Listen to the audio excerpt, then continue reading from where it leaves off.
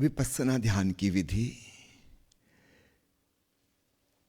भगवान बुद्ध के द्वारा बहुत प्रचारित प्रसारित की गई, किंतु उनके पूर्व भगवान शिव ने विज्ञान भैरव तंत्र में जो 112 ध्यान की विधियां दी हैं, उसमें से प्रथम 9 विधियां श्वास की ही हैं। थोड़ा सा फर्क है भगवान बुद्ध के समझाने में और भगवान शिव के समझाने में। अलग अलग व्यक्तियों के लिए अलग अलग बात ज़्यादा रसपूर्ण हो सकती है, वह अंतर समझ लीजिए। भगवान बुद्ध ने सिर्फ इतना ही कहा कि आती जाती श्वास के दृष्टा हो जाओ। दृष्टा होना, साक्षी होना विपस्सना है।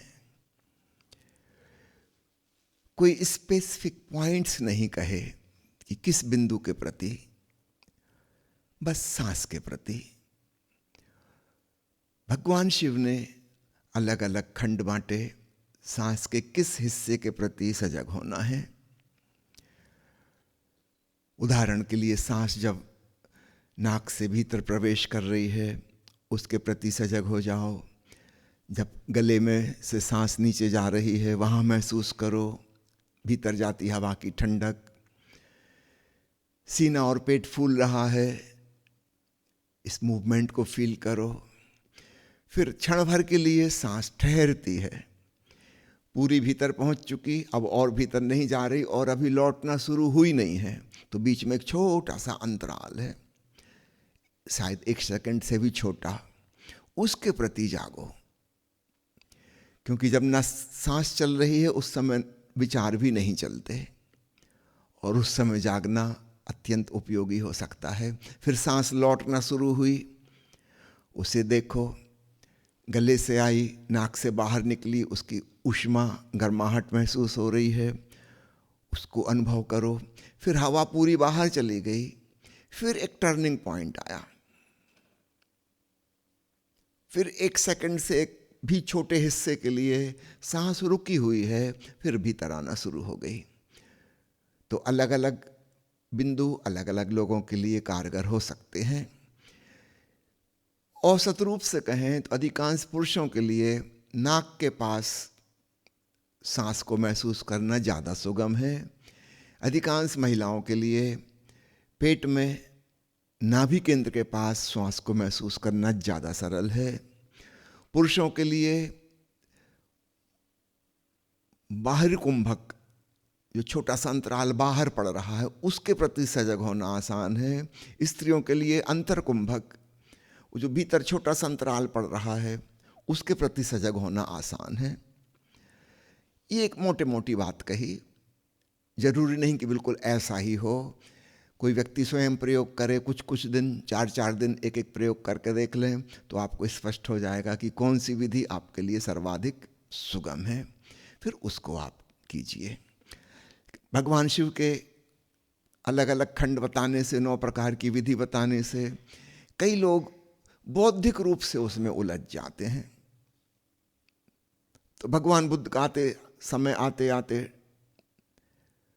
उन्होंने देखा होगा कि बहुत लोग इसी में उलझे हुए हैं कि ये विधि अच्छी, कि वो विधि अच्छी, कि ऐसा करना चाहिए, कि वैसा करना चाहिए। हर चीज़ में लोगों का अहंकार जुड़ जाता है। मैं जो कर रहा हूँ वो श्रेष्ठ है, दूसरे कर रहे हैं वो निकृष्ट है। बुद्ध ने कहा इस झंझट में ना पड़ो, तुम सहज रूप से सजगता साधो, दृष्टा भाव। तो सांस के किसी खास बिंदु की उन्होंने चर्चा नहीं की। तो हम सब प्रकार की विधियों से यहां गुजरेंगे।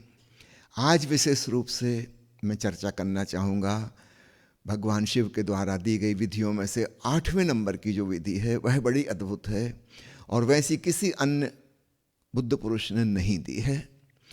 सभी ने कहा है साक्षी बनो, दृष्टा बनो, सजगता साधो, गौर से देखो। 8वीं विधि में वे कहते हैं, हे देवी पार्वती, भक्तिपूर्वक, प्रीतिपूर्वक सांस लो। यह बिल्कुल अलग दृष्टिकोण हो गया। याद रखिएगा, वे अपनी प्रेयसी से और जो शिष्या भी है उससे बात कर रहे हैं। अन्य संत जनों के वचन हम सुनते हैं, अधिकांशतः स्वयं पुरुष थे और जिनसे वो बात कर रहे थे वो भी पुरुष थे, तो स्वाभाविक रूप से उन्होंने जो विधियां दी वो अलग प्रकार की होंगी। भगवान शिव पार्वती से बात कर रहे हैं, एक स्त्री को दी गई विधि भी थोड़ी भिन्न होगी, उसके व्यक्तित्व का ख्याल रखते हुए। मुख्य रूप से 3 प्रकार के व्यक्तित्व साधक के हो सकते हैं। कुछ लोग हैं देह केंद्रित, कुछ लोग हैं मन केंद्रित और कुछ लोग हैं हृदय केंद्रित। जो देह केंद्रित हैं उनके लिए कर्म, क्रिया, कुछ करना वह बहुत महत्वपूर्ण होता है। जो मन केंद्रित हैं उनके लिए विचार बहुत महत्वपूर्ण होता है, और जो हृदय केंद्रित है उनके लिए भावना बहुत महत्वपूर्ण होती है। यदि कर्म केंद्रित व्यक्ति को हम भाव प्रधान विधि देंगे उस पर वो कोई असर ही नहीं करेगी, क्योंकि ये उसकी रुचि का विषय ही नहीं है, वो भाव में डूब ही नहीं सकता, इसलिए वो विधि उसके लिए काम नहीं करेगी। ठीक ऐसे ही किसी भाव प्रधान व्यक्ति को हम कोई कर्मठता वाली विधि दें, उससे वो होगा ही नहीं, उसका रुझान उसमें नहीं है। कोई बुद्धिजीवी व्यक्ति को हम कर्म वाली विधि दें अथवा भाव वाली विधि दें, दोनों विधियां उस पर काम ही नहीं करेंगी। वो बुद्धि में जी रहा है, वो जहां खड़ा है वहीं से रास्ता बताना पड़ेगा। ऐसे समझो आप यहां सोनीपत में हो और आपको जाना है दिल्ली, तो आपकी प्राथमिक यात्रा सोनीपत में होगी। जहां आप हो वहां से रास्ता बताना पड़ेगा। कोई अन्य व्यक्ति पानीपत में, अंबाला में है, वहां से वो रास्ता पूछ रहा है तो उसका रास्ता अलग होगा, क्योंकि वो दूसरी जगह है। ये वाला रास्ता उसको काम नहीं आएगा, वो सोनीपत से चल ही नहीं सकता, वो किसी अन्य शहर में है। ठीक ऐसे ही जो व्यक्ति ज़्यादा कर्मठ है अथवा ज़्यादा बौद्धिक है अथवा ज़्यादा भावुक है, वो उसकी स्थिति की सूचना दे रहा है, वो कहाँ है, तो वहाँ से कैसे परम तत्व तक पहुँचना है, वही रास्ता उसके काम आ सकता है। ओशो ने बहुत चर्चा की, विचारों के दृष्टा हो जाओ। जय कृष्णमूर्ति ने भी खूब चर्चा की, मन के साक्षी बनो, विचारों को दूर से देखो। उनकी बात सुन के हम तार्किक रूप से सहमत हो सकते हैं, हम कोशिश करेंगे, लेकिन हम विफल हो जाएंगे। हम ये भूल जाएंगे कि कौन उपदेश दे रहा था, वो कितना महान विचारक था, कितना समय उसने चिंतन मनन में लगाया, कितना अध्ययन में लगाया।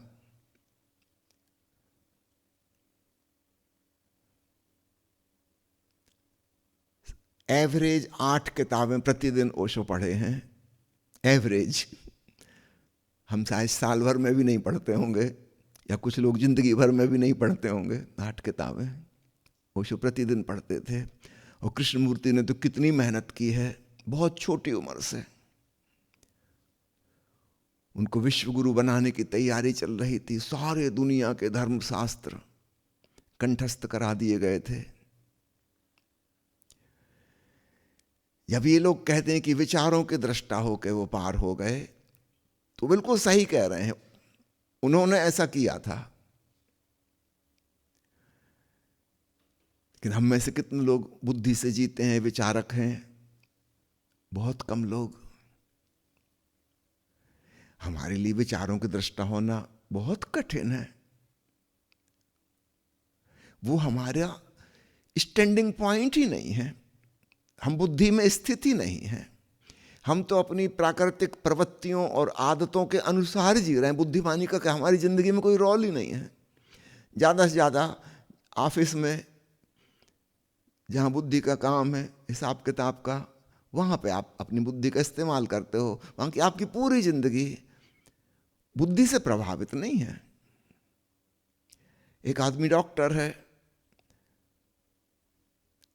क्लिनिक में वो बुद्धिमानी की बात करता है, पर ये बुद्धिमानी उसके खुद के काम नहीं आती।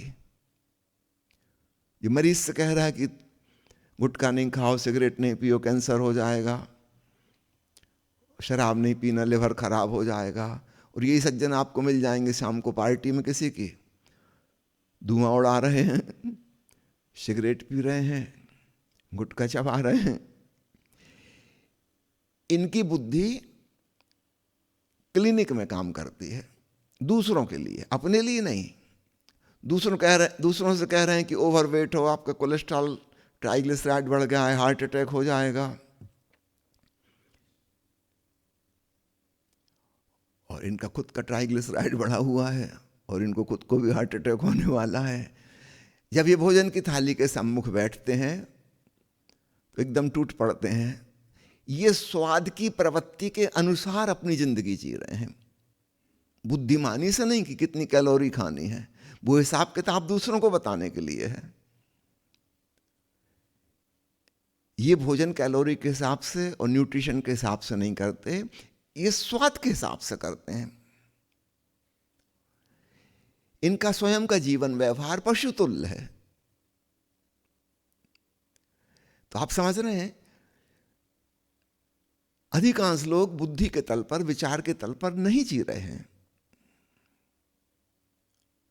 वो अपनी प्राकृतिक प्रवृत्तियों, आदतों, संस्कारों से चल रहे हैं। हम विचारों के दृष्टा होने की कोशिश करेंगे तो कैसे होंगे? वो हमारा मेन पॉइंट ही नहीं है। इसलिए भिन्न भिन्न विधियां। और ये 8वीं विधि विज्ञान भैरव तंत्र की निश्चित रूप से उनके लिए है जो भाव प्रधान है। भक्ति पूर्वक सांस लो। ओशो का प्रवचन सुनने के पश्चात आज हम इसी विधि का उपयोग करेंगे। आपके इस ग्रुप में जो लोग भाव प्रधान हैं उनको बड़ी गहराई मिल जाएगी। अगर किसी को ना मिले तो चिंता करने की जरूरत नहीं। आने वाले दिनों में हम और अलग अलग विधियों का प्रयोग करेंगे। सब प्रकार की औषधियां हमारे प्यारे सदगुरु ओशो ने हमें बता दी हैं। ये काम नहीं करेगी तो दूसरी है, दूसरी नहीं करेगी तो तीसरी है। सब प्रकार की औषधियां हैं, कोई ना कोई तो काम करेगी।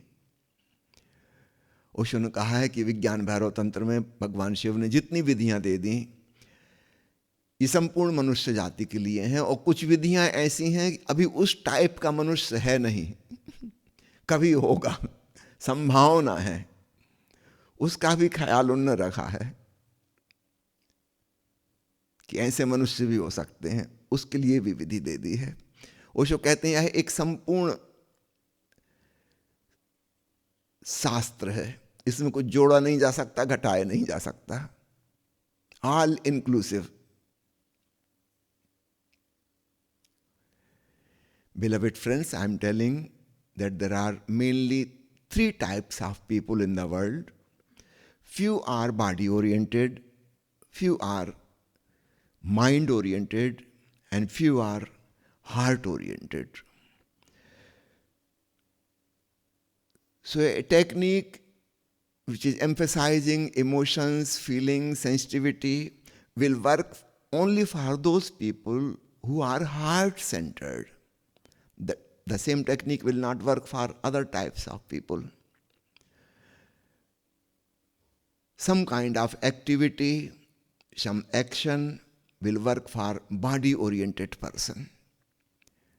He is not living in feelings, he is not living in thinking, but he enjoys doing something. So some physical activity will help that person. Somebody who is mind-oriented, always busy in thinking, reading, studying,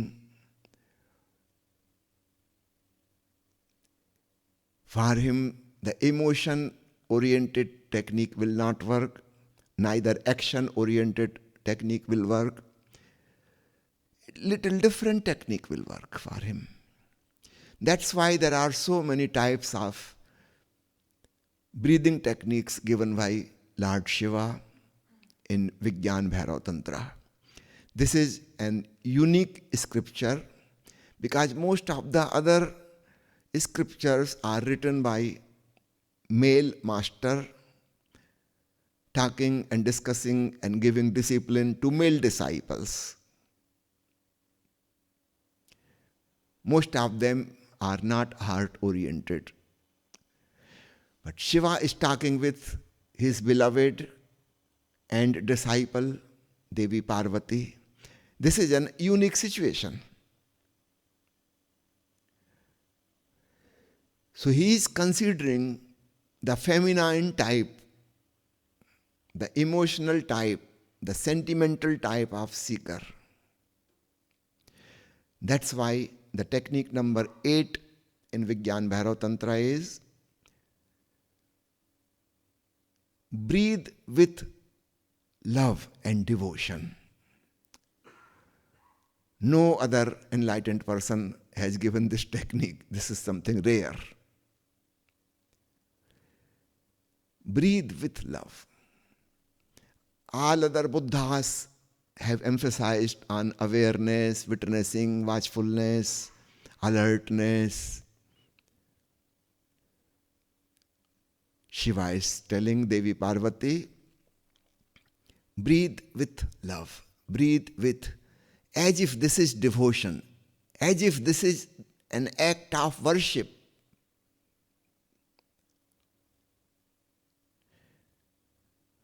Buddha has also given breathing technique, Mahavira has also given breathing technique, Lord Krishna has given breathing technique, Patanjali has mentioned 4 types of breathing techniques in yoga.